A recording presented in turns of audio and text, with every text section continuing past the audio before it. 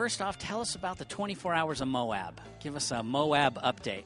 That was fun. I mean, it was one of those things that, I between my appendix, I got that taken out.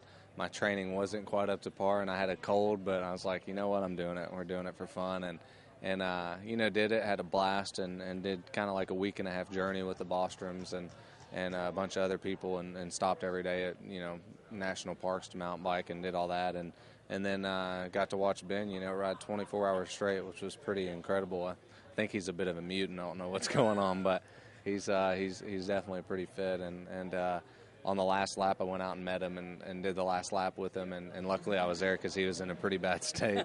He was having trouble making sentences and all that stuff. So it was a fun time, but I mean the whole experience was great, and hopefully we'll be able to do it next year with my schedule. Not sure yet, but it'll be, hopefully we can. You're one of the few humans who's ridden an AMA Superbike, a World Superbike, and a MotoGP bike, like all almost in the same month, certainly in the same quarter. How do all those bikes stack up? I mean, you've talked about the other bikes and a little bit about the World Superbike. How does it stack up compared to those bikes in terms of the electronics? Like, is it as sophisticated as the MotoGP bike? Yeah, to me, the World Superbike electronics are as good as the GP electronics, or at least what I rode on. The World Superbike and the AMA Superbikes are fairly similar. A little bit, the World Superbikes are a little bit quicker, but they're all motorcycles, and they got, round tires on them, and that's about it. But, some of the price tags range from $500,000 to $1.5 million a bike. So, they're great. But when you get on those things, you just got to remember that it's a motorcycle. So go ride the heck out of it. And like I said, I'm really happy with doing the Yamaha deal. I got to ride at Portugal on the bikes, just killer. It's gonna be a good year.